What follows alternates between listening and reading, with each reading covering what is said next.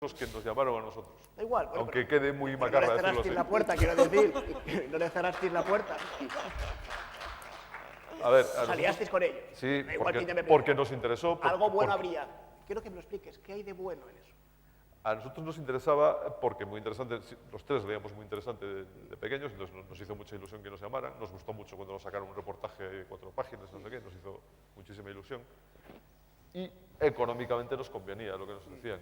Pero, insisto, fueron ellos los que vinieron a tocar a nuestra puerta. Pero además de económicamente, ¿te aporta algo? Yo pensé que iba a aportar más. ¿Y no? De hecho, no sé si os...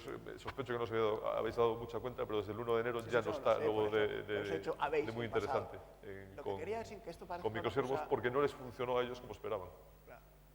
Lo que quería decir que esto parezca un ping-pong es, creo intuir, que lo que supone una revista de papel, que es, en algunos casos, no estoy hablando de muy interesante ni de cuo de ninguna, es que cada uno nos tengamos en mente, que es prestigio, que es solera, que es solvencia, que es la capacidad todavía económica de contactar con algunos de los mejores periodistas y colaboradores a los que pues, se les paga más que en la prensa diaria, las cosas son como son y que pueden trabajar contigo, que es afinidad con un target concreto, que es que han conseguido que sea un nicho de personas muy establecido el que los lea. No es lo mismo una persona que lee la revista muy interesante que la que lee él o la que lee Don Balón. Sabemos perfectamente a qué persona te estás dirigiendo.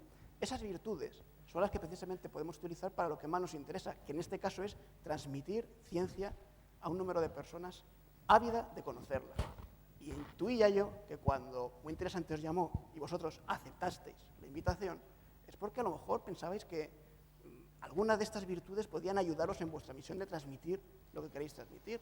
Del mismo modo que os habéis demostrado apasionados de otra revista como Avión Review, que es una revista de papel que también pues, ejemplifica parte de los valores que a lo mejor queréis transmitir desde un medio como el vuestro. Es un poco por eso por lo que te preguntaba y por lo que defiendo el valor de la marca que todavía establece una revista de papel, o un diario de papel, o una gran cadena de televisión, o una gran emisora de radio, y que todavía se puede aprovechar. Sí, pero la cosa es muy malita. Perdón, Avión, por ejemplo, la vendieron, la cabecera a otra editorial hace unos meses. Avión Review es una revista de aviones que es la revista decana probablemente en España del tema y muy conocida en papel, pero no tenían web, no estaban en internet hasta 2008, hasta finales de 2008, que eso, en virtud de los contactos que tuvimos con ellos, porque estaban en el mismo grupo que Muy y todo esto, pues empezamos a hacer a medias con ellos una web, una sección de microservos dedicada a la aviación. Entonces yo creo que están llegando tarde a internet y en general les va a costar adaptarse. Y no quiero decir cifras de tráfico aquí porque está feo hablar de alguien que no está, pero que antes mencioné La Voz, que 3 chavalotes, que 3 amigos tengamos más tráfico o el mismo que La Voz de Galicia, que debe ser de las 10 primeras cabeceras de España, es como para pensar las cosas. Totalmente de acuerdo. Sánchez. No, bueno, yo tampoco me quiero centrar en una discusión de estas características y por la siguiente razón. Porque cuando uno defiende valores, hay valores que son inmanentes, ¿no? O sea, el ser bueno, oye, pues si eres bueno, ¿por qué vas a ser malo cuando te vas a Internet? ¿No? Entonces, claro, si defendemos el valor inmanente de la bondad, no sabemos tampoco dónde estamos. Yo no hablo de las revistas desde el punto de vista de las revistas, como no hablo tampoco de los periódicos o los medios de comunicación. El cambio que se ha producido en los últimos 15 años es que ha aparecido un medio que ha creado todo un espacio nuevo de información y de conocimiento, es decir, que no existía antes y que además no está protagonizado por ninguna de las entidades corporativas que habíamos conocido, incluyendo las revistas, sino que está protagonizado por asociaciones informales, colectivos formales, empresas, revistas, medios, gente que hace cosas y que dice esto que yo hago ahora lo puedo hacer aquí, que lo hace más o menos bien, lo hace más o menos mal.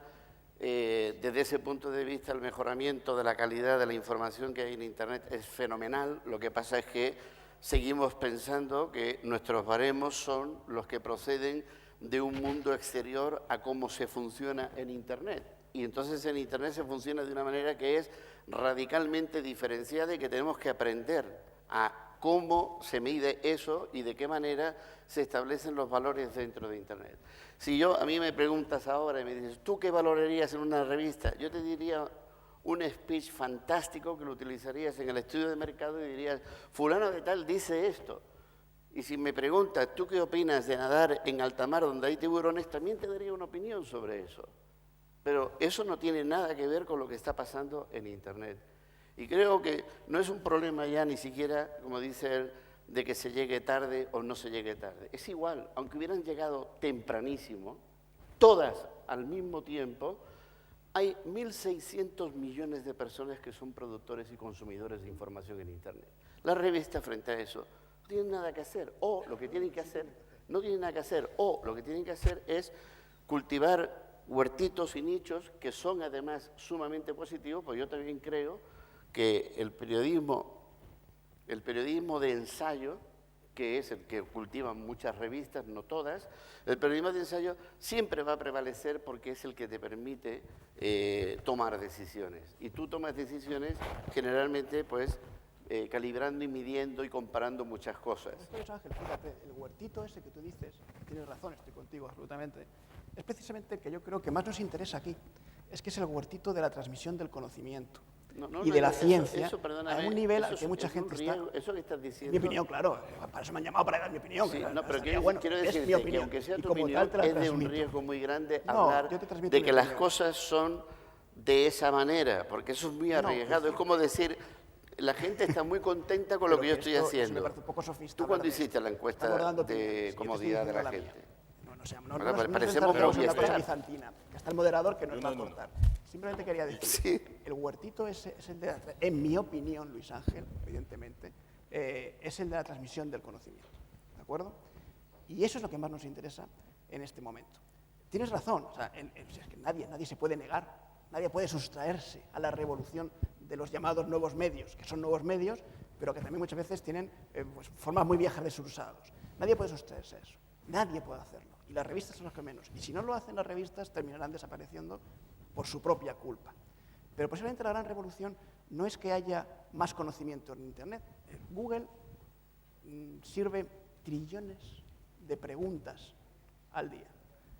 Lo que a mí me interesa de eso es que muchísimos de esos trillones de preguntas no es que antes no se contestasen, es que antes ni siquiera se hacían. Y eso es lo que ha revolucionado los nuevos medios. Las respuestas a las preguntas pueden estar en Internet, o puede estar en la radio, o puede estar en la televisión, o puede estar también en una revista. De manera que los nuevos medios serán los que sepan aprovecharse de lo que Internet ha supuesto para la sociedad en global, pero no solamente para Internet, también para las revistas. Si las revistas somos capaces de responder a esas preguntas que antes no se hacían, no es que no se contestasen, que no se hacían, y que ahora en Google se hacen, las revistas sobrevivirán y serán un nuevo medio también. Me parece muy bien y además me parece sea mi opinión. muy bravo de tu parte, digamos, argumentar y defender la revista. Me parece estupendo, realmente. Pero creo que el problema sigue siendo otro, aunque dentro de ese otro problema está esta problemática también. No es que esté al margen, ¿vale? Pero creo que la problemática, claro, cuando uno dice es que la revista está en el centro del problema de la transmisión de conocimiento, te digo, esto es muy arriesgado decirlo, porque hoy día los procesos por los cuales se genera y se transmite conocimiento en Internet son enormes. Hay muchísimos y muy diferentes. Incluso hay algunos centros de investigación que están experimentando que de tener el gabinete de comunicación que daba la información del centro de investigación a el salto de algunos científicos que empiezan a dar información de sus departamentos, al hecho de que esos científicos abren la posibilidad de que haya discusión y esa discusión entra en el centro de investigación, que empiezan a retroalimentar la discusión interna sobre lo que se investiga, el impacto que tiene, la forma como lo percibe la sociedad, etcétera, crea una amalgama única. Es decir, eso no ha existido nunca jamás desde que nos caímos del árbol. Cuando se invente eso, ¿vale? lo publicarán en Science. No, esto entrarán todos los científicos. Esto está ocurriendo, ¿vale? Esto está ocurriendo. Perdóname, ahora ya que lo mencionas y solamente a nivel anecdótico. En 1994-95 se celebró la reunión de las revistas científicas en Barcelona. organizado por Ricard Guerrero, y por aquí debería estar Mercé Piqueras, que también creo que estaba allí. Y yo di una charla, una conferencia allí junto con la persona que había organizado la Biblioteca Nacional de Estados Unidos. Y dije más o menos estas tonterías y por dónde iban los tiros. Y salieron, y yo era colaborador en aquella época, era el corresponsal en España de Nature. Salió el director de Nature, Maddox, el director de Science, el director de The Lancet y el director de British Medical Journal diciendo que ellos jamás pondrían sus medios en Internet. Está bien, es una visión profunda y avanzada de la sociedad en la que vivimos. Pero lo han puesto al final, ¿no? ¿Cómo que sí lo han puesto al final? Perdóname. ¿Queréis intervenir por este lado? Yo... Sí, adelante.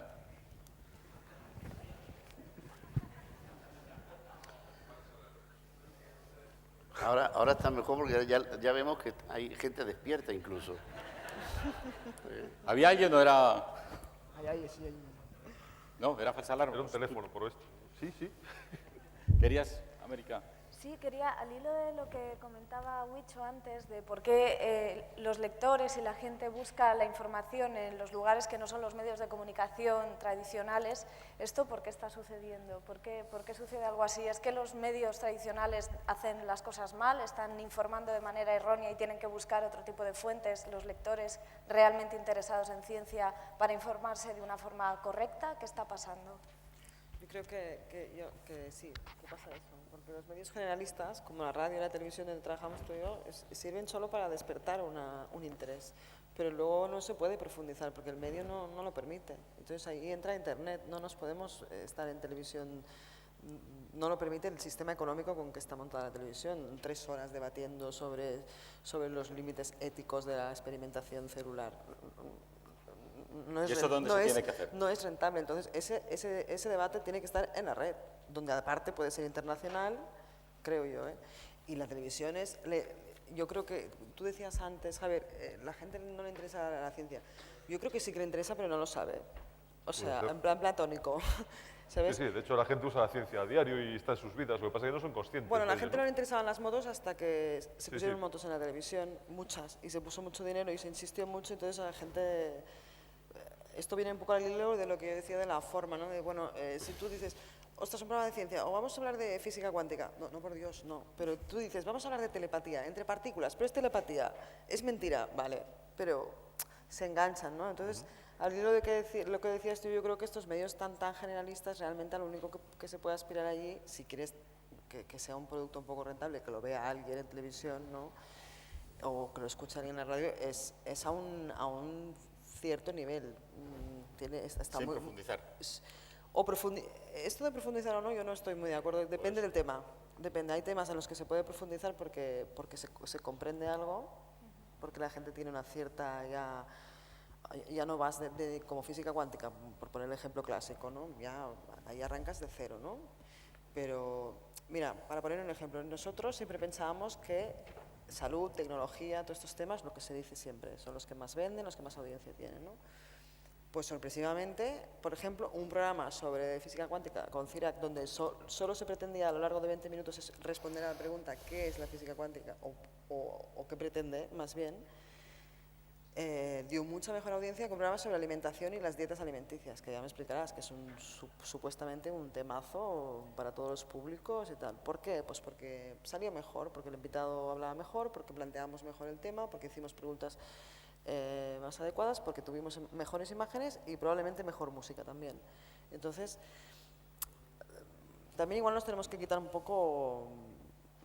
O sea, planteas una convivencia entre los medios más generalistas, los medios más específicos, como la revista, donde vas a usar Internet, los medios más rápidos, donde hay otro tipo de debates, como Internet. Creo totalmente que cada medio, por sus características, pues por cómo está la persona que recibe el mensaje, no es lo mismo estar viendo la tele que escuchando la radio y conduciendo, y no es lo mismo que estar sentado delante del ordenador concentrado. O sea, eso para empezar, ¿no? El nivel de atención es muy diferente, ya lo sabemos, o leyendo una revista en un prado o desayunando, es que no tiene nada que ver. Entonces, cada medio tiene sus limitaciones, pero en ciencia, que estamos hablando de un mensaje con unas ciertas dificultades de divulgación, ¿no?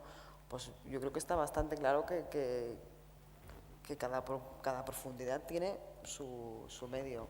No sé. Yo, por ejemplo, para informarme más a fondo de algo, siempre busco en una revista. ¿Pero la buscas en papel o...? Las busco en internet, pero si están cerradas y son de pago, pues me la compro. Con cara de resignación lo dices. Sí, con cara de resignación porque me fastidia. Porque pudiendo estar en la red de libre acceso...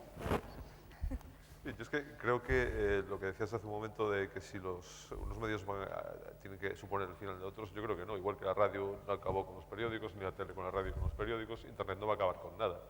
Va a haber que replantearse las cosas. Y yo también digo mucho últimamente que nunca he visto tanta tele como ahora, pero no veo la tele en el sentido tradicional de la palabra. O sea, yo ahora pienso que se hace una televisión estupenda, a veces se hacen series magníficas, pero no las veo cuando la cadena de turno decide que yo la tengo que ver. La veo cuando a mí me viene bien. Y además en un ordenador que tengo enchufado a la tele en casa.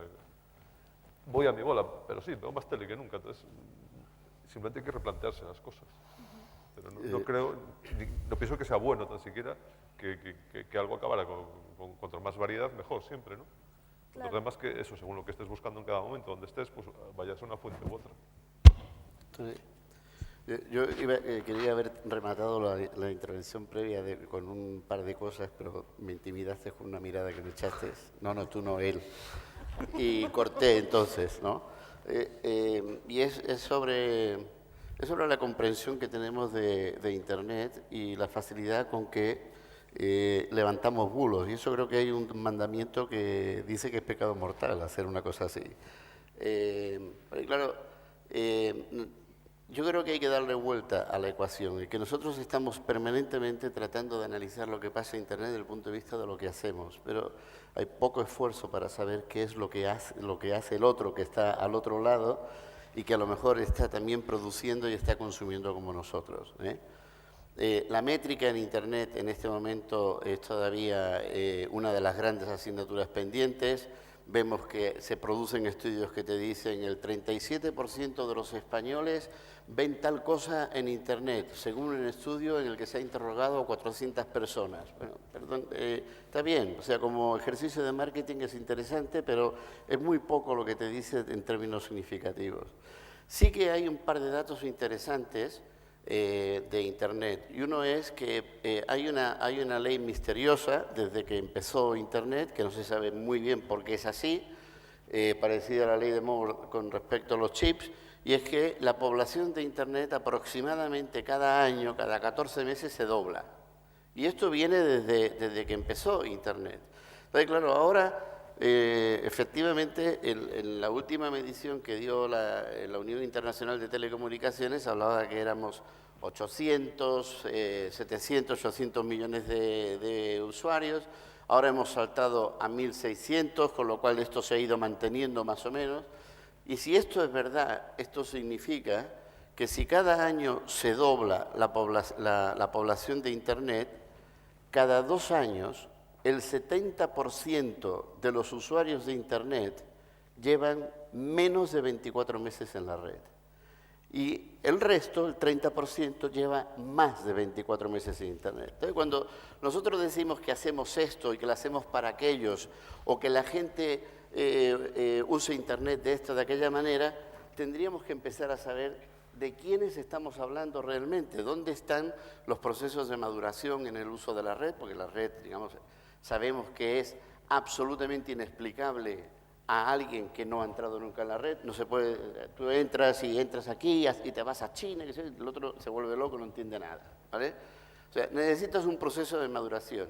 Y sabemos que en 24 meses ese proceso de maduración está en un 70% y un 30% que supuestamente ha hecho más, lo cual no quiere decir que haya una forma de cortar la tajada claramente o el pastel, sino que se producen lógicamente interacciones entre todas las poblaciones en Internet. La gente se ha quedado fascinada con Facebook y posiblemente a pesar de toda su experiencia, pues son usuarios aventajados de Facebook o lo que sea, donde también hay mucha gente joven, en fin. En España tenemos la red Iris. En la red Iris hay sopotoscientas listas de distribución que no están en ninguna web. donde hay miles de personas que lo único que hacen es intercambiar información y conocimiento sobre temas de ciencia y tecnología, ciencias exactas, ciencias blandas o como lo queramos llamar. Os invito a que le echéis un vistazo a las listas de la Red Iris. Os vais a sorprender que en castellano, en España, hay tantísima gente que trabaja de esa manera, porque es una de las formas como se trabaja en Internet. No es Internet Facebook, no es Internet los foros abiertos, no es Internet el mandar simplemente correos a los amigos, etcétera, o consultar esta revista, o los esfuerzos que hace esta otra revista para poder ponerse bonita ahí adentro. En Internet hay gente que tiene más de 24 meses de uso de Internet y que saben de qué manera pueden empezar a trabajar, a producir, a obtener información relevante, información que además les va a ayudar en su profesión, en la toma de decisiones cotidianas, en su familia, etcétera, porque está ahí esa información. Unas veces lo haces de manera abierta, dispersa y efímera, otras veces lo haces con sistemas más cerrados, más integrados. En las listas de la Red Iris, pues como están hechas por listas de distribución, hay problemas porque se guarda fundamentalmente por históricos cronológicos. En algunas listas hay gente que asume la labor de hacer síntesis, con lo cual se hacen productos nuevos a partir de las interacciones entre la gente.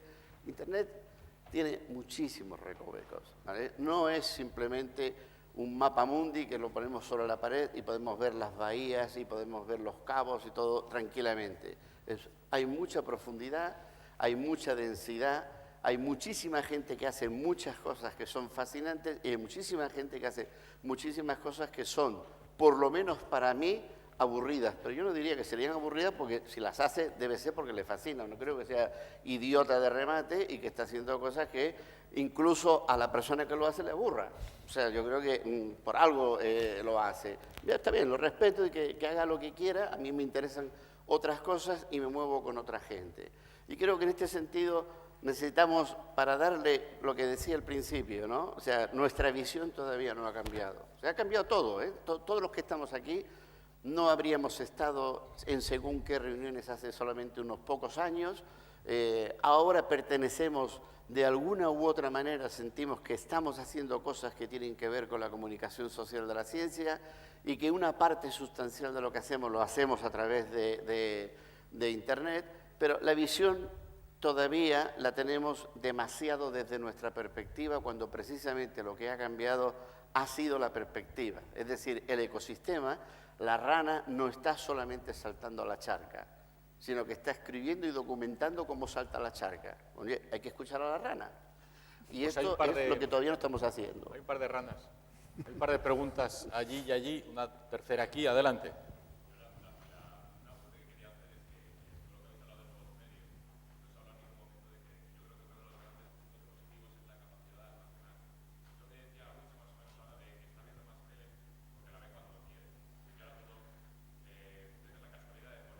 Perdona, aquí con dificultad y atrás creo que no te oyen en absoluto. No sé si hay...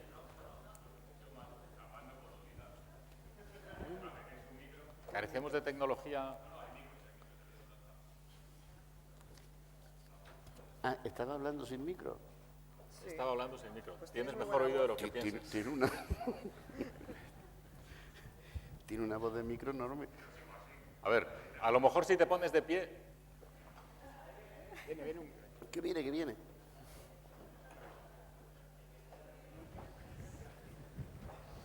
Bueno, pero ponte de pie y habla. Lázaro.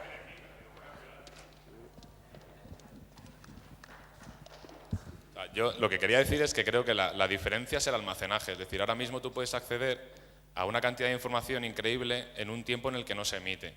O sea, yo creo que ahora el problema de que un programa de televisión se emita de madrugada, yo creo que es menor, porque si alguien te lo recomienda lo ves en YouTube.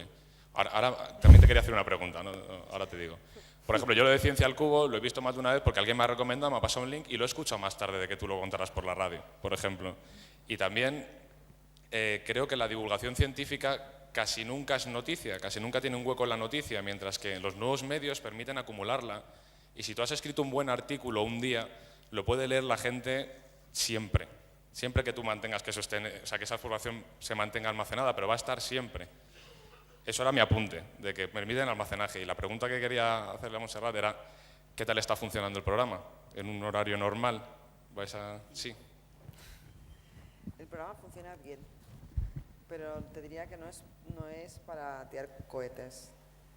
Ha ido creciendo y tal, te voy a decir los números, entre 300 y 400.000 personas, que parece mucho, pero en televisión no es tanto. Lo que pasa es que los programas, bueno, no sé si conoces un poco el mecanismo, pero las audiencias se miden en relación a la media de la cadena. Y este programa se emite en la 2, que es una cadena que tiene una media bajísima, con lo cual se supone que estamos haciendo bien los deberes, pero aspirábamos a más. Y una de las vías por las que aspirábamos a más es justamente lo que comentabas,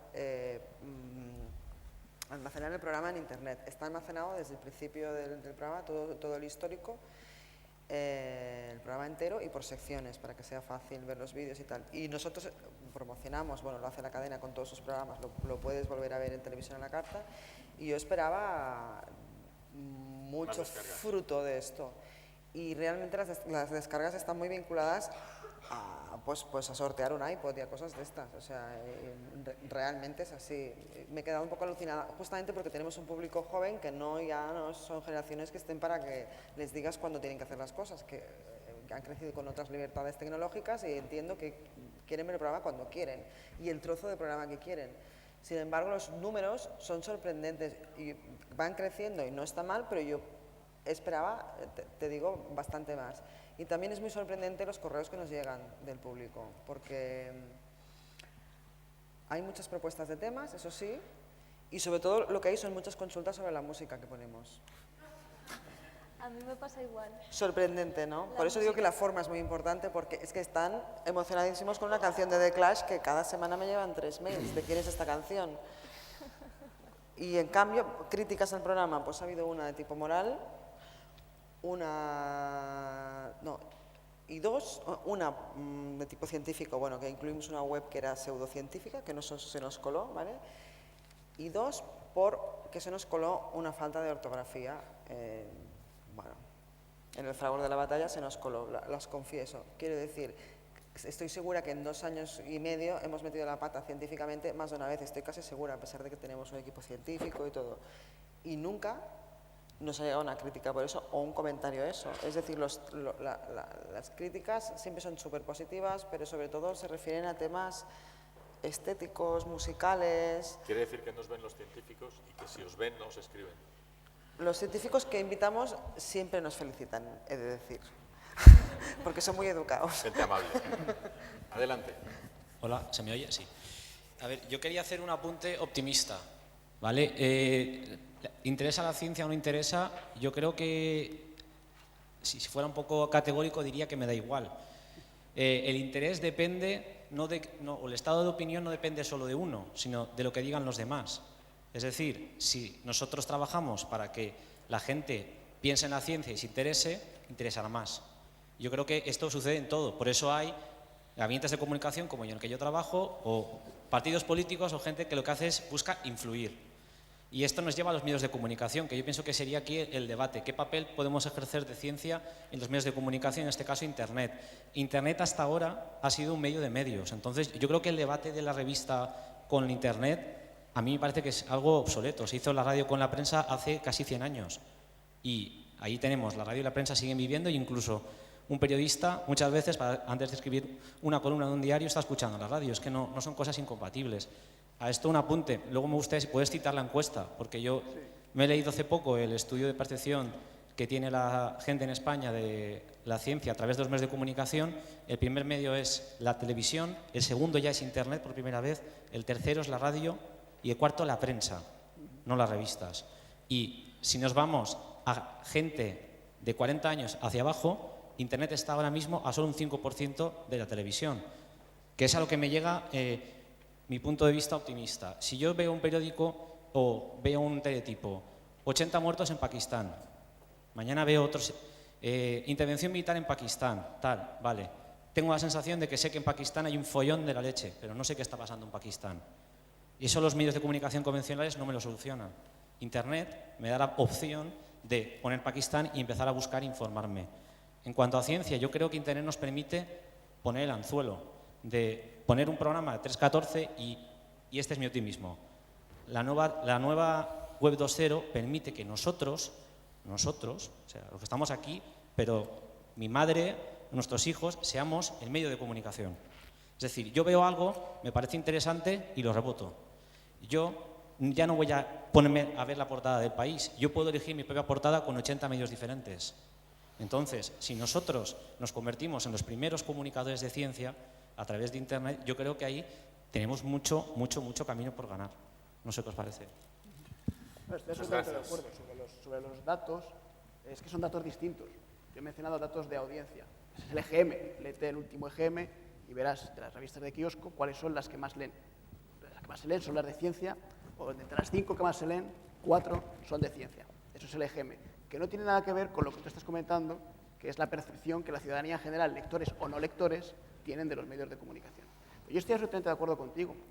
Es más, yo creo que no se habrá desprendido de mis argumentos ni de los que estamos aquí que sean argumentos excluyentes. Es decir, como tú bien dices, los medios pueden convivir. Y lo que creo es que tenemos que buscar cuáles son los valores añadidos que cada medio ofrece para lo que nos interesa a los que estamos aquí reunidos, que es transmitir ciencia. Y yo os he explicado en mi modesta opinión, Luis Ángel, cuáles los valores añadidos que tienen las revistas para transmitir ciencia. Y evidentemente, para transmitir otras cosas, hay otros muchos medios. Porque hay un pequeño matiz.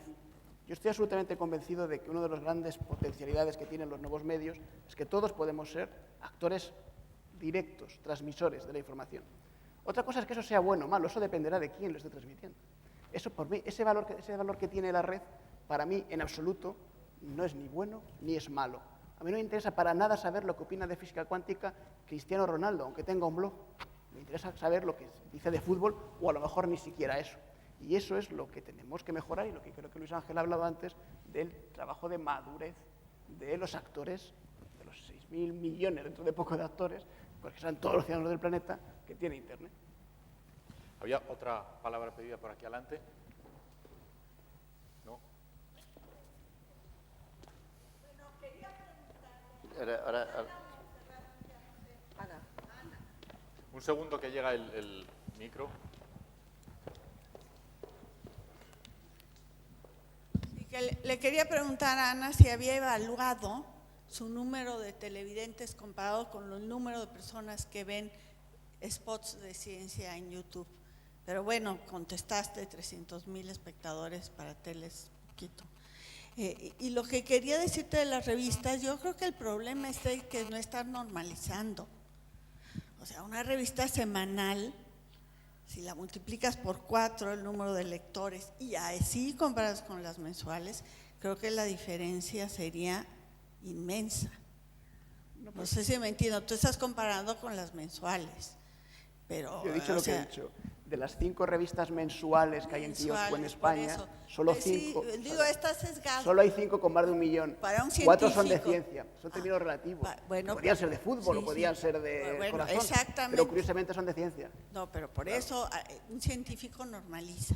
Sí. Entonces, el número de revistas lo multiplicas por 4 y entonces gana fútbol, mensuales. Ola, etcétera. No, es que no son estás semanales. en las nubes, o sea, la ciencia en general no es lo más popular. ¿Había otra palabra pedida? Sí, yo quisiera, si pudieran comentar sobre algo que ha comentado brevemente Luis Ángel, que es la posibilidad de generación de conocimiento que da Internet, porque en los modelos, digamos, de comunicación de la ciencia, pues empieza con el modelo de déficit completamente obsoleto, en que el científico le cuenta a la sociedad lo que considera que debe de escuchar, luego se pasa como a un modelo de discusión con la sociedad, pero ahora con Internet la sociedad genera conocimiento y participa de una manera completamente diferente en la discusión. De hecho, aparte de los blogs, hay páginas donde la sociedad va poniendo sus ideas sobre ciencia, que bueno, pueden no estar bien, pero hay un proceso que nunca había habido de generación de conocimiento. Un poco lo que quiero ver, si podrían comentar algo sobre cómo ha cambiado a la sociedad, no solamente a la comunicación de la ciencia. El comunicador de la ciencia ahora tiene una relación diferente con la sociedad a través de los nuevos medios de comunicación. Gracias. Bueno, está bien. Bueno, pues para no… Que hay- para terminar… Sí, bueno, llevamos 3 días hablando de ciencia y llevamos varios congresos hablando de la ciencia como cultura y llevamos mucho tiempo hablando de la cultura científica y de la ciencia y de comunicar la ciencia y nos interesa la ciencia y todos nosotros, bueno, evidentemente estamos interesados por los temas científicos, pero creo que, no sé, estoy preocupada por un tema. Estoy preocupada porque creo que hemos planteado la ciencia como que estamos nosotros aquí, tenemos una naranja y decimos, esto es la ciencia. Y le preguntamos a la gente, ¿quieres saber más de ciencia? ¿Quieres saber de física cuántica? ¿Quieres saber de química? La física cuántica en sí, la química, la física, no son un objetivo en sí mismo. Creo que estamos haciéndonos a veces mal la pregunta y no es, ¿quieres saber más de ciencia? Sino simplemente, no, deberíamos a veces cortar la pregunta. ¿Quieres saber más? Es la ciencia la que es un medio, una herramienta y todas estas herramientas, nuevos medios, el periodismo, la divulgación, los museos, las conferencias, las distintas formas de comunicarnos son herramientas de explicarnos el mundo, explicarnos a nosotros mismos. Las viejas preguntas de siempre, quiénes somos, de dónde venimos, a dónde vamos, la ciencia nos explica muchas cosas, pero ¿quieres saber más? Y todos queremos saber cómo se llama el cantante, cuál es el grupo que pone la música en el programa 314, pero también queremos saber qué pasa cuando freímos un huevo, pero queremos saber qué es química. A veces nos asusta eso, nos asusta la palabra química, la palabra física, pero queremos saber más, todos queremos saber más. Y encontrar esa forma de saber más es transmitirle a la gente que la ciencia no es algo que está ajeno a nosotros. La ciencia está en el fútbol, la ciencia está en Gran Hermano, la ciencia está, y no quiero decir con esto que tengamos que estar nosotros en Gran Hermano, pero que la ciencia está en todas partes. Y así entenderemos que la ciencia es cultura, como la poesía en un momento explicó qué sentíamos cuando estábamos enamorados. La ciencia también nos explica ahora qué sentimos cuando estamos enamorados. Gracias.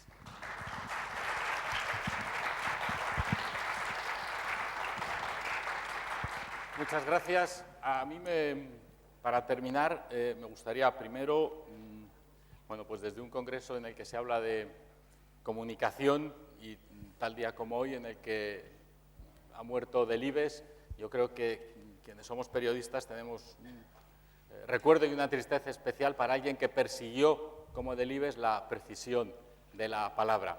Y para terminar me gustaría leer un texto muy breve, de David Lodge en La vida en sordina, que habla sobre el discurso. Yo creo que al final lo que nos queda aquí, lo que queda de esta mesa es la necesidad de, sea a través de un blog o de unas páginas o de una revista clásica, tener un discurso, contar algo, ayudar a saber o contar lo que tenemos que saber. Esto es lo que cuenta el protagonista, que es un profesor de lingüística, habla sobre el discurso y dice que el primer día de clase, para incitar a sus alumnos, les cuenta esto sobre el discurso. Vivimos en el discurso como los peces viven en el agua.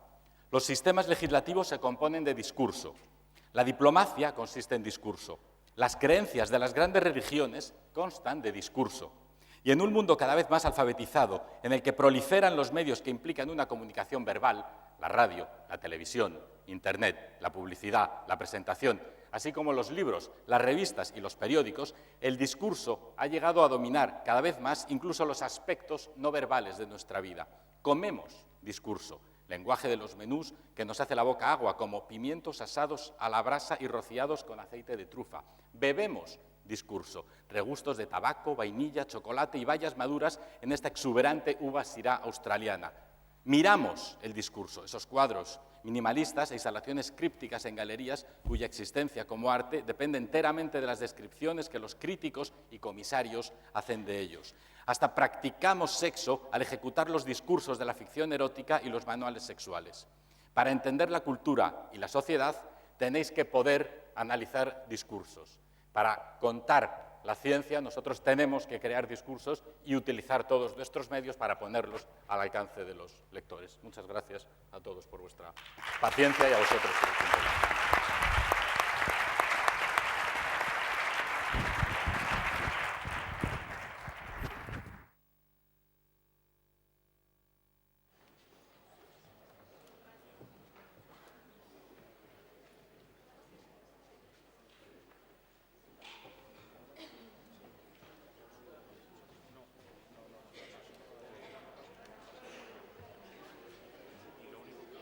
lanzas tú o le das una...? Sí. Lo intento reproducir primero.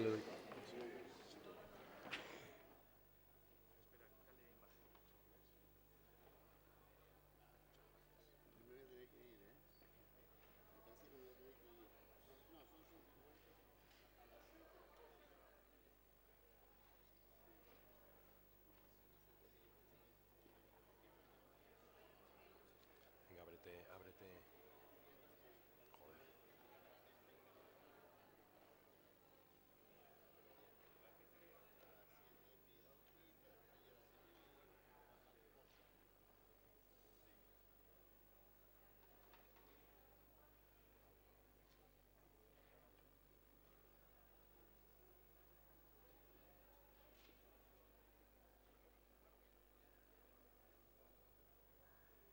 Joder.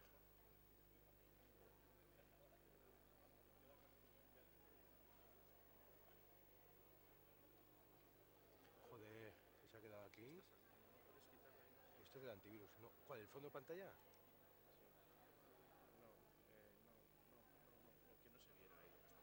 Ya, pero el función no funciona. Encima de este cacharro se ha puesto aquí el antivirus, que no sé por qué ha saltado. No, lo está metido aquí, ¿eh? Pasa que no me deja verle, no sé dónde narices está. Este, ¿no? ¿Sí?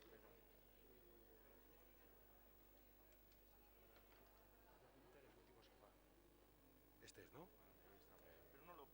Que no lo... Al C4 que no lo he puesto yo, Fernando, si es que no lo he ejecutado yo. Javier, que lo he puesto aquí y yo no lo he ejecutado, ¿eh? Lo que no sé es por qué está este... sí. Ahora, este. No dejo residente ni nada. Entonces, ¿tienes audio? ¿No? ¿Tiene audio, no? Sí. Dile que habrá, igual para que sepáis que tiene audio PC arriba. Vale, ¿vas a lanzar ahora el vídeo? No, va al final. Yo avisaré un momentito. Vale, sí, no hay problema. Muy bien. Buenas tardes. Buenas tardes. Ahora sí, perdón. Hemos cerrado el quinto de los enclaves. La discusión sigue por aquí adelante, hacia detrás, y es normal. Quedan muchos temas abiertos, muchas discusiones que seguir compartiendo. Los materiales que hemos ido presentando, que se han ido trayendo y llevando en estas jornadas, seguirán en la web y los mismos ponentes ya estáis tardando, iba a decir, para enviarnos vuestros textos definitivos, vuestras presentaciones, los vídeos que irán conformando esta unanuevacultura.es, donde queremos además que también los espacios de discusión sigan funcionando. Llega el momento, en cualquier caso, de las conclusiones, llega el momento de clausura y también en este momento queríamos invitar a diferentes personas de diferentes instituciones, yo estoy seguro que también con diferentes pareceres y diferentes opiniones, a que nos fueran dando quizás algunas claves, no tanto como cierre, sino como apertura de lo que viene ahora, de todo este trabajo que nos queda pendiente. Para ello, voy a ir solicitando aquí su presencia en este acto a las diferentes personas y me irán hablando. Posteriormente, el consejero de Educación y presidente del Planetario dará por clausurado este congreso, que en cualquier caso sabéis que no se clausura del todo porque tendremos ese acto que se ha llamado Libros y Pinchos, en el cual con los autores de libros, con las editoriales, las tiendas de libros que están aquí, han estado en todo el congreso, pues tendremos la oportunidad también de pasar un último ratito, firmar algunos ejemplares y el que quiera comprar cultura, pues que pague un poquito también los libros.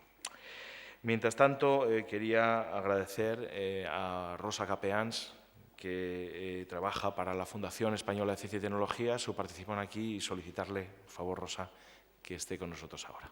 Gracias.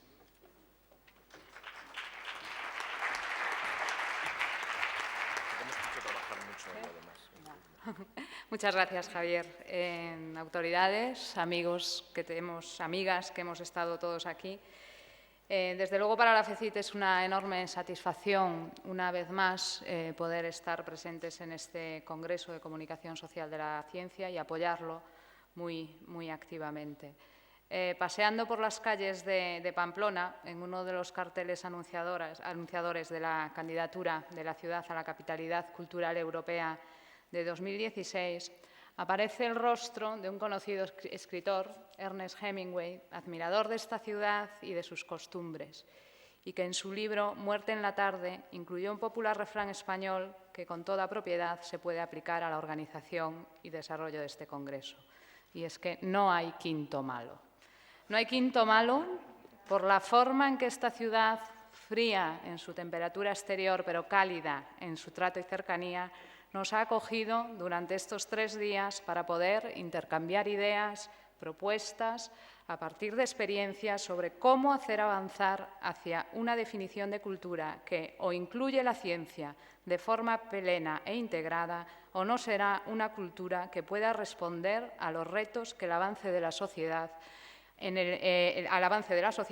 un entorno globalizado que nos está planteando. No hay quinto malo por la perfecta organización del Congreso, en la que tantos esfuerzos y energías ha puesto el Planetario de Pamplona y de cuyos frutos todos hemos disfrutado. Gracias, Javier. Gracias, Fernando. Muchas gracias, Nieves, y a todos los miembros del equipo del Planetario.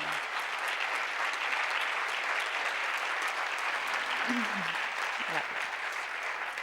Por último, no hay quinto malo, porque gracias a todas las personas que han pasado por esta sala y por todas en las que han tenido lugar las comunicaciones y talleres, ellos nos han demostrado a lo largo de estos 3 días que son muchas las alternativas y vías, todas ellas válidas, para hacer llegar la ciencia a la sociedad.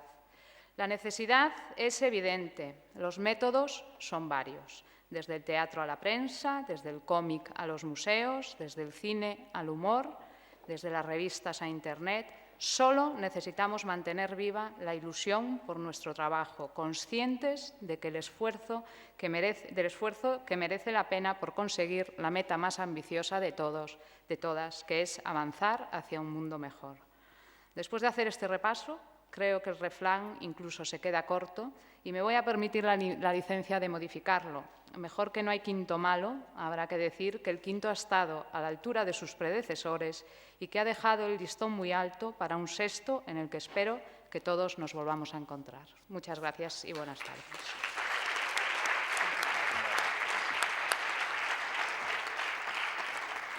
Muchas gracias, Rosa. Está también con nosotros en esta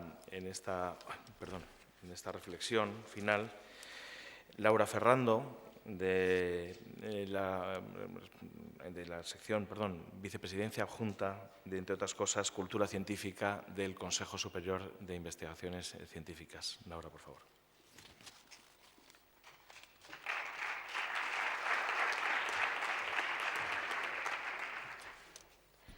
Gracias, Javier. Buenas tardes a todos y todas. Lo primero que quería hacer, no sé si se me oye bien, era dar las gracias y la enhorabuena a los organizadores de este congreso, especialmente a Javier Armentia y a Nieves Gordón, por invitar al CSIC a participar en él. Estoy aquí en nombre de la Vicepresidencia Adjunta de Organización y Cultura Científica del CSIC, que dirige Pilar Tijeras, que no ha podido estar ahora con nosotros.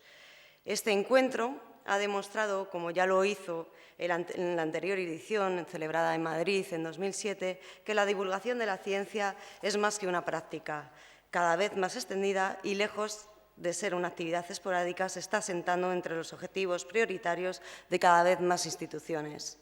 Pero también este encuentro se ha consolidado como el foro más importante de España para el intercambio de experiencias e ideas entre los principales organismos dedicados a la difusión de la ciencia, la tecnología y la innovación.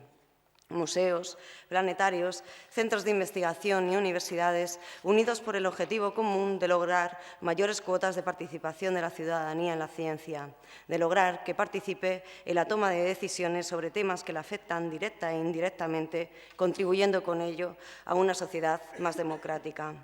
En definitiva, se trata de lograr que la ciencia y la tecnología, incluidas todas las ciencias, por supuesto, las ciencias sociales y humanas, formen parte indisoluble de la cultura de nuestra sociedad. Es un objetivo muy ambicioso en el que no podemos quedarnos solos. Debemos ser capaces de implicar a todos los agentes sociales que directa e indirectamente contribuyen a formar cultura: docentes, gestores culturales, autoridades nacionales y locales, empresas, etc.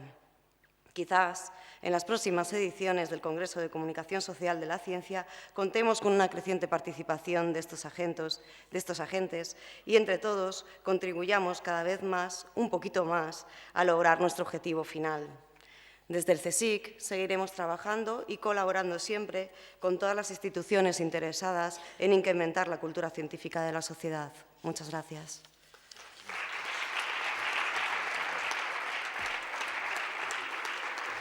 Muchísimas gracias, Laura. El anterior congreso, el cuarto, había sido en el Consejo Superior de Investigaciones Científicas en Madrid en 2007 y el primer congreso de esta serie, de estos congresos sobre comunicación social de la ciencia, tuvo lugar en Granada. En el Parque de las Ciencias de Granada, la entidad impulsora de ellas, está Cristina González. Por favor, Cristina.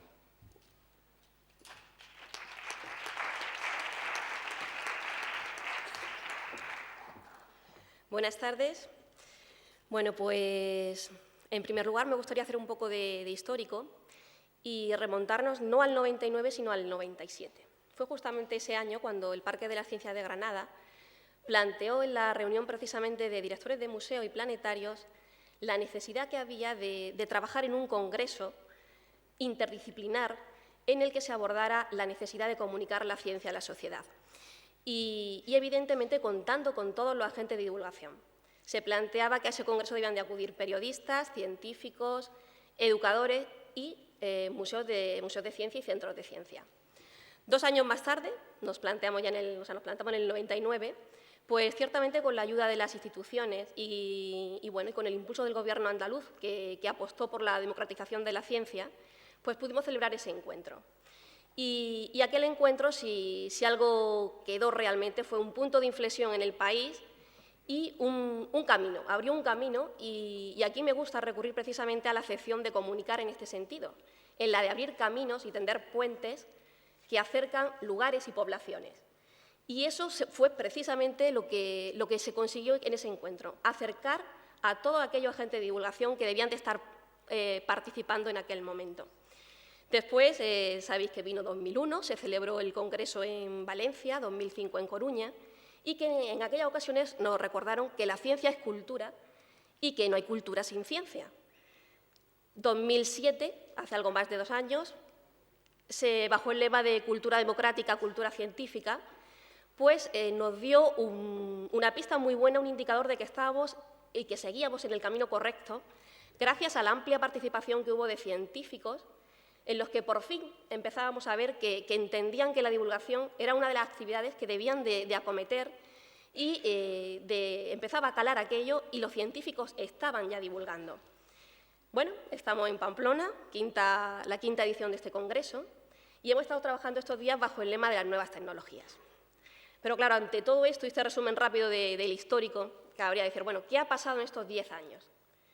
Pues la verdad es que creemos algunas cosas ya empezamos a creerlas, y lo primero que habría que decir es que creemos desde luego que de aquella reflexión primera que se hizo en aquel encuentro de Granada, que surgió la Declaración de Granada, se apuntó de qué situación partíamos y se llamaba a la acción.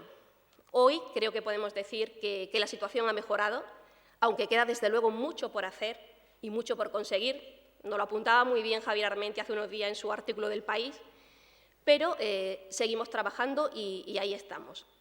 También pensamos y creemos que hay menos gente que dude de que la ciencia hoy es cultura. Creemos también que todos los que asistimos a estos congresos, que normalmente estamos por encima de los 30 años y que solemos llamar a la tecnología y a las nuevas tecnologías nueva cultura, tenemos la obligación de no perder la perspectiva generacional, porque precisamente esas generaciones que nos anteceden pues han crecido y se están educando con la ciencia y con la tecnología de una forma muy cotidiana para ellos. Para ellos no se trata de una nueva cultura, sino de su cultura. De esta forma, pues casi cabría decir, bueno, ¿qué nos queda? Más o menos ahora, ¿qué nos queda por hacer? ¿Por dónde debemos seguir? Pues la verdad es que pensamos que tenemos que seguir comunicando. Y ahora sí que también, gracias a que comunicar tiene una cantidad es rica la palabra en sí, pues debemos de recurrir a otras de las acepciones de la palabra. Precisamente nos queda comunicar en el sentido de hacer partícipe a otros de aquello que no tienen y también en el sentido de propagar, de extender, de contagiar. Por último, nos gustaría plantear la importancia vital de que los científicos asuman que la divulgación es una obligación más de sus tareas y que los divulgadores, de igual forma, asuman que deben de investigar. Creemos que este es el verdadero reto que nos queda a los museos y centros de ciencia, periodistas, educadores, agentes de la divulgación en general. Tenemos que empezar a estudiar, a investigar, examinar, evaluar y compartir resultados. Creemos que es el momento de diseñar herramientas y de diseñar los indicadores que nos pongan de manifiesto que el trabajo que estamos realizando es un trabajo correcto y que nos ayude a consolidar los proyectos o, por el contrario, a innovar para mejorar. Solamente me queda, en nombre, desde luego, del Parque y creo que de todos los museos y centros de ciencia de España, desde Andalucía, por supuesto, también, decir que seguimos con la firme intención de continuar trabajando en divulgación científica y con la vocación de trabajar en este tema de la mano de todos aquellos que sigan apostando y creyendo en el objetivo de mejorar la sociedad y hacerla más democrática y más culta. Gracias.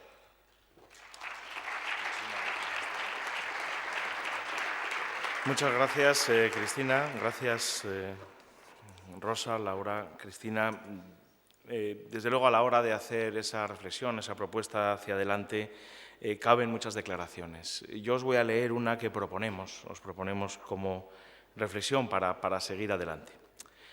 Dice así, se titula Una nueva cultura y dice: hace 11 años comenzó, convocado por museos y centros interactivos de la ciencia, planetarios, instituciones de la investigación científica, universidades y administraciones públicas, un proceso de análisis y reivindicación del papel de la ciencia en nuestra cultura, de la necesidad y la oportunidad de la comunicación científica. En Granada, la declaración que partió de esa primera reunión expresaba que la información científica es una fecundísima semilla para el desarrollo social, económico y político de los pueblos.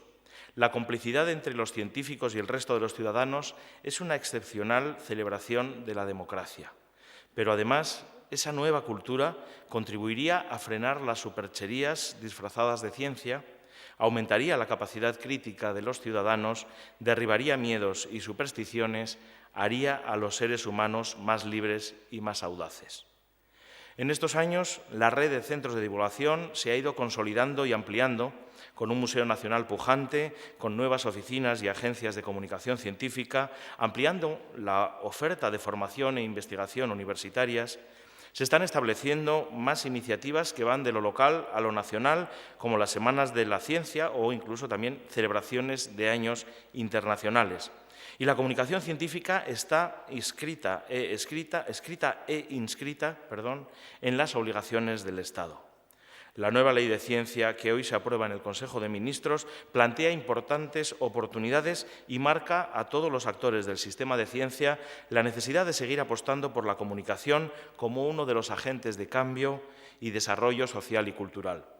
Para conseguirlo, seguimos necesitando una mayor implicación de los poderes públicos. Defendemos una nueva cultura, integradora y transformadora en todos los órdenes, la interacción con el público, el papel de los medios y las nuevas tecnologías de la información, la necesidad de la innovación con criterios científicos, la defensa de una educación realmente activa en la promoción de esa cultura científica y la apertura de nuevos espacios y redes de cooperación, asuntos que han sido objeto de debate en esta 5ª edición del Congreso sobre Comunicación Social de la Ciencia. Queremos, además, invitar a la ciudadanía para que utilice estos medios con los que la ciencia, la tecnología y la innovación se hacen públicas y participativas.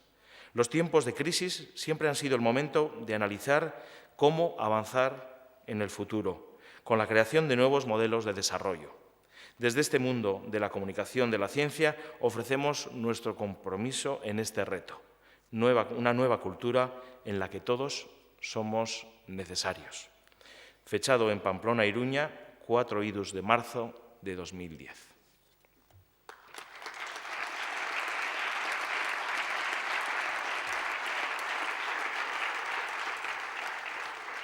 Muchas gracias. Antes de ceder el uso de la palabra al consejero, quería agradecer, por supuesto, a todos los ponentes, a todos los participantes, a todos los amigos ya que estáis aquí y que han ido pasando a lo largo de estos días, las 360 personas, de los cuales 150 han sido ponentes en los diferentes momentos del Congreso, y desde luego especialmente a los organizadores, al Gobierno de Navarra, al Ministerio de Ciencia e Innovación, al Ayuntamiento de Pamplona, el Planetario de Pamplona, el Museo Nacional de Ciencia y Tecnología, el Plan Tecnológico de Navarra, la Fundación Española para la Ciencia y la Tecnología y el Consejo Superior de Investigaciones Científicas, pero también a los colaboradores, al Instituto de México en España, de la Embajada de México, la Universidad Pública de Navarra, la Universidad de Navarra, la Asociación Española de Comunicación Científica, el Instituto Nacional de Técnica Aeroespacial, la Agencia Espacial Europea, la Agencia Navarra de Innovación, el Centro Nacional de Energías Renovables, el Centro Internacional de Medicina Avanzada, el Instituto de Agrobiotecnología,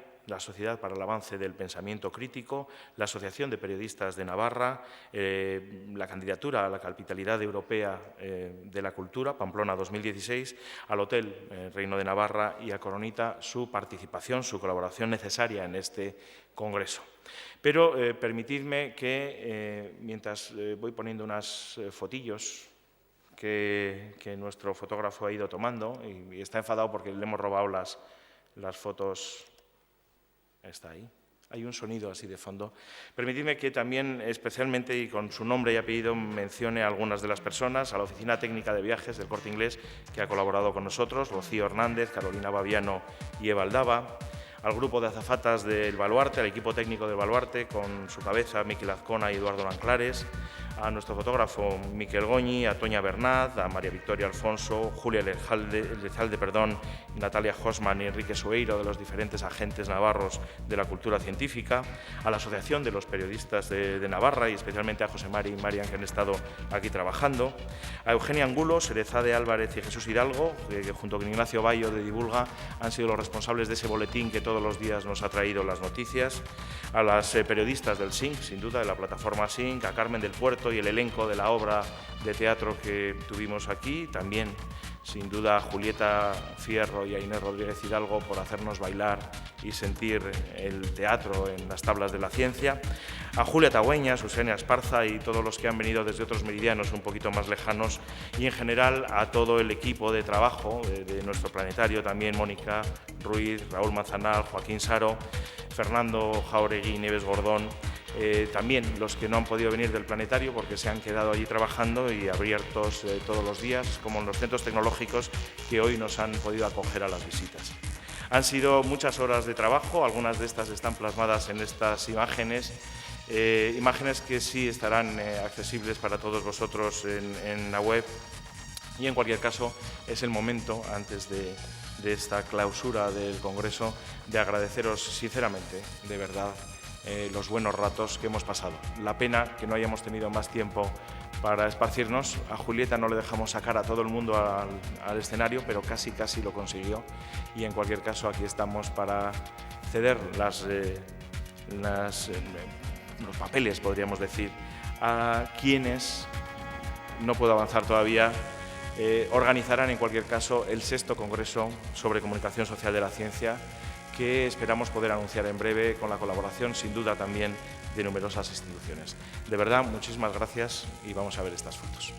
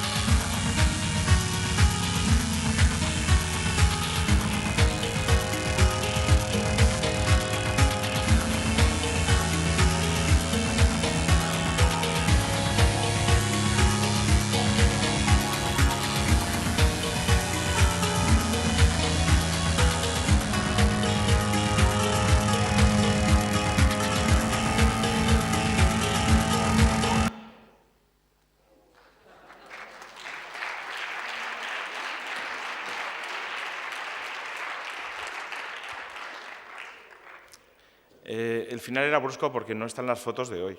Entonces, no nos ha dado tiempo a montarlo. Muchísimas gracias. Por favor, Alberto Catalán, consejero de Educación del Gobierno de Navarra, tiene la palabra. Muchas gracias.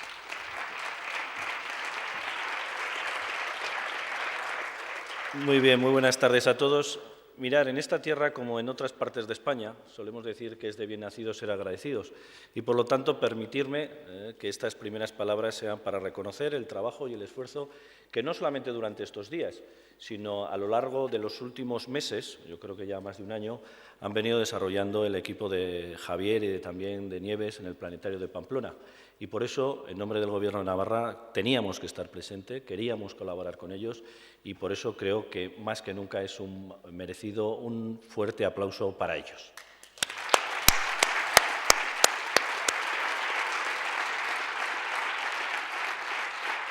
También quisiera agradecer a todos aquellos, tanto instituciones públicas como también privadas, que han hecho posible la celebración de este quinto congreso y, si me lo permitís también, dar mi enhorabuena a toda la organización y a todos vosotros, porque estoy seguro que durante este congreso se han puesto en práctica actitudes tan necesarias en esta sociedad actual como es el debatir, el reflexionar, el compartir, el discrepar sobre cuestiones de plena actualidad y, sobre todo, con cuestiones que tienen que ver con algo tan fundamental como es la libertad.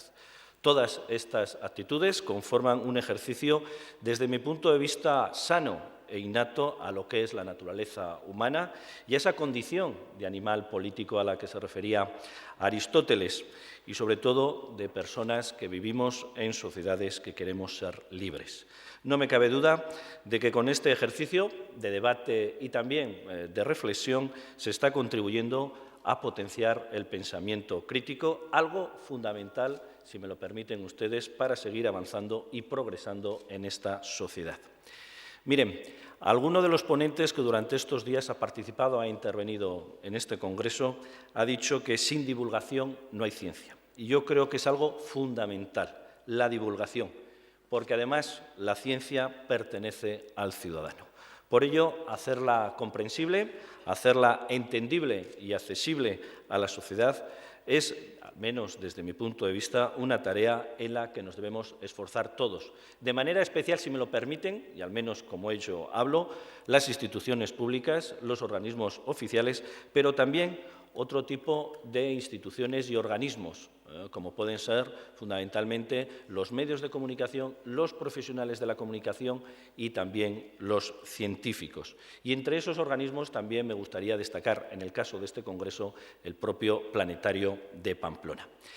También espero, y si me lo permiten, deseo, que este congreso haya servido para conocer un poquito más esa apuesta, no diría yo de futuro, sino también, si me lo permiten, de presente, por la innovación, por las tecnologías, por el desarrollo tecnológico, por la investigación que lleva a cabo el Gobierno de Navarra, que se lleva a cabo en esta tierra, que aunque no somos numerosos y a veces solemos estar mal compaginados o no nos llevamos de la manera que nos deberíamos llevar, sí es cierto que entre todos realizamos un esfuerzo para que esta sociedad cada día sea más libre, cada día entienda mejor los avances científicos y el porqué de las cosas y que también haya dado casos como que el terremoto de Chile, y por eso un abrazo de hermano a ese país tan querido como es Chile, sobre todo a la hora de intentar solventar esa curiosidad que estos elementos naturales pues, pueden despertar en los ciudadanos.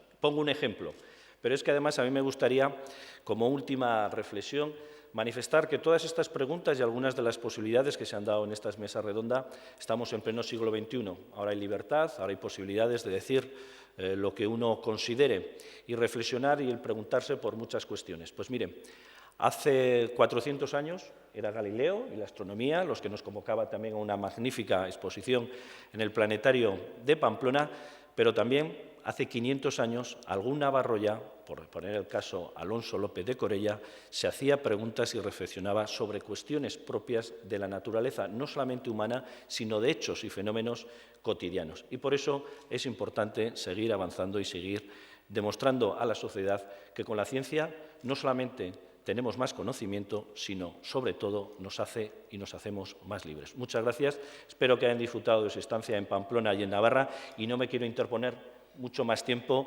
entre esta clausura y esa maravillosa actividad del pincho y la cultura o el libro. Yo le haría una recomendación. La Coronita me parece perfecto. Nieves, yo creo que hay... Pero hagan el favor de probar esos maravillosos caldos navarros, tanto el tinto, el rosado, el blanco, que estoy seguro que van a estar a la altura de lo que ha sido este congreso. Enhorabuena, felicidades y que disfruten de las horas que les quedan en Pamplona. Muchas gracias, buenas tardes. Muchas gracias. Muy bien, pues muchísimas gracias. El movimiento se demuestra andando, espera que lo metemos de nuevo. Ahí está.